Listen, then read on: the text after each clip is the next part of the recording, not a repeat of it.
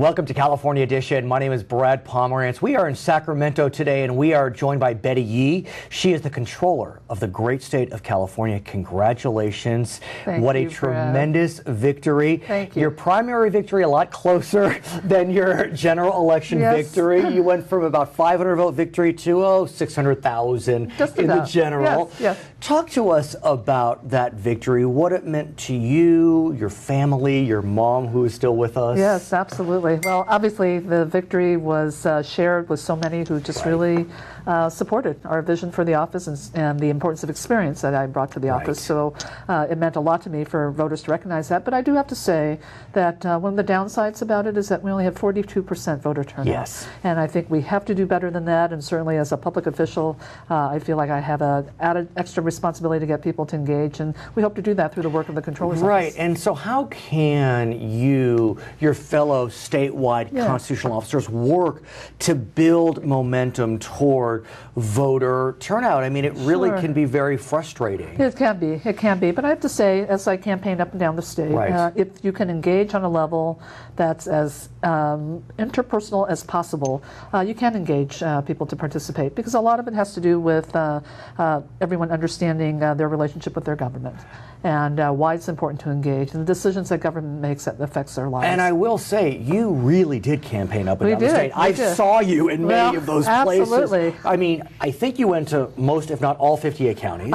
Didn't quite get there, but we will during our time as in this office. But you know, and what's important about that is that that in-person engagement did really translate into people taking an interest in the race and participating. So let's talk about your office. Yes. You moved from the BOE, where you were representing about a quarter of the state, to the controller representing 38 million Californians. Absolutely, yes. How is it, you know, this shift, the transition? It's not like from the legislature to the statewide. I mean, you had some sense of larger office. Yes. I am having fun every single day at work. And what I like to think about it as just really having a sense of what we can do in terms of minding the store for the state of California from a fiscal policy basis that really will accrue to the benefits of all Californians. And so whether you're a resident of the Central Valley, the heart of the state, or the foundation of our state in Imperial Valley, having a good sense of how healthy financial and fiscal policies can benefit those areas. So how does the Office of Controller impact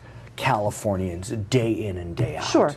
So the controller sits on a number of different boards, and a number, a very large number. As of today, 78 different boards. A large number, right? Including our tax policy boards, including our public pension boards, the State Lands Commission, and so decisions around what we do with our tidelands will affect our coastal communities. Decisions about what we do on tax policy will affect people's pocketbooks. Clearly. And certainly decisions that affect public pensions will decide really our ability to recruit and retain a trained and well-qualified public sector workforce. And it's hard to deny those three issues alone could take up an entire day. You got coastal issues with Diablo Canyon in your old district in San Luis Obispo County. You have tax policy. Senator Robert Hertzberg is looking to revamp public pensions. The governor is addressing that with paying down debt. And so there's a lot on your plate. There's a lot. But at the end of the day, what the Controller's Office really can do is really get Californians engaged on state finances. And the way we're going to do that, I'm going to do that, is really getting Californians to understand finances from a personal level.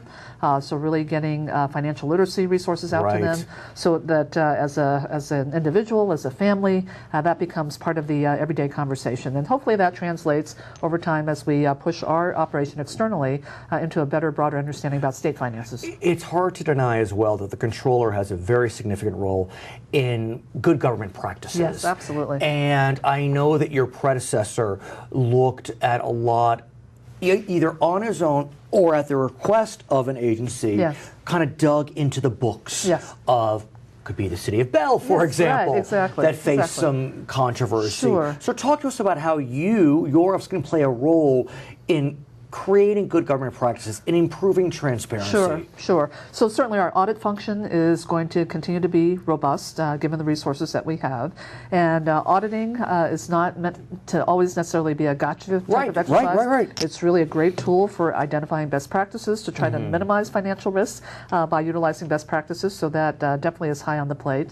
The other thing is just looking at how we can provide more transparency around what our tax dollars are paying for, right? And so being sure that none of it's being wasted, that is going to its intended purpose, and that's really the role of the controller, is to guard against the misuse or abuse of public funds. And does the controller play a role in the budget process? Not directly. So obviously the budget process is between the governor and the legislature, but as the controller, an independent fiscal watchdog, we're going to be looking. We're going to be watching to be sure the budget has integrity, that it presents us with a cash scenario where we're going to have enough money to pay the bills. And that I have to think that at some level you are happy you are the controller today as opposed to 3 or 4 years ago when there were IOUs being issued. Absolutely. And thanks to the governor, our current governor and the legislature, they really have done a lot to bring about budget stability. And as I said, our cash position is very, very healthy. And we just want to be sure that we're continuing to work down these long-term liabilities that aren't going to result in debt to our future generations. So the controller, I believe, sits on the BOE. Yes. Your former position, on the Franchise Tax Board as well. Chairs the Franchise Tax Board. Right. So, chairs. So I'm wondering, you're looking at good government practices. I mean, is there a way to start to streamline kind of California's fiscal organizations? I mean, BOE, FTP, ABC. There's a lot of acronyms going on. There are a lot of departments, state agencies. I think the way that California can really lead, and to me, it's where it should happen, being the state of innovation, is that we should really be able to attain what I call operational excellence. We're the capital of technology, high tech, and so let the state begin to really get in the business of facilitating better government service through the use of technology. And it's something we've not done well. It's always something that seems to make a headline. We're currently trying to bring a payroll system in place to be updated to support our public sector workforce at the state level. So that the technology is really something that can help do our business better. So what are your goals? I mean, you've been here for a couple weeks, so I hesitate. But if we're talking in a year, let's say, what will you hope to be saying to me that I hoped to achieve X and I'm partway there, or I'm all the way there? Right. Well, first of all, I want to be sure that as the legislature looks at tax reform proposals, that we are engaging the public at large in this conversation. Now, this is going to be a long-term proposition. I have a question, if I may interrupt you.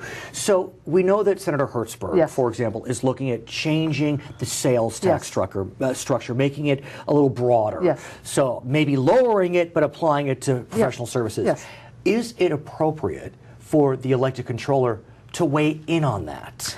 I think an independent voice about the pros and cons of a proposal like that could be helpful. But more importantly, I think it's really necessary to convene stakeholders who are going to be affected by proposals like that, so that they can provide a real practical sense of what these proposals are going to mean for them. And that's my hope, is that whether it's the business community, individual taxpayers, taxpayer groups, new emerging industries in California, they need to be at the table, because in order for them to stay here, they're going to need to have some certainty. But do you take a formal role, or are you supposed to be, independent, and you're not allowed to take a position? Well, I've never been shy about taking a position. So my feeling about, frankly, broadening the sales tax base to include certain services and hopefully lowering the rate, can't do that in isolation of more comprehensive tax reform. At the end of the day, our system will only be as stable and as predictable as our ability to count on those who we want to pay the tax to pay it. And so if you put all of the burden on any one class of taxpayers, that won't work. And so you have to look at the whole system. You have to look at the entire system. Her name is Betty Yee. She is now the controller of the great state of California. We congratulate you on a tremendous victory. Thank you, Brad. My name is Brad Pomerance. We are coming to you from Sacramento on California Edition.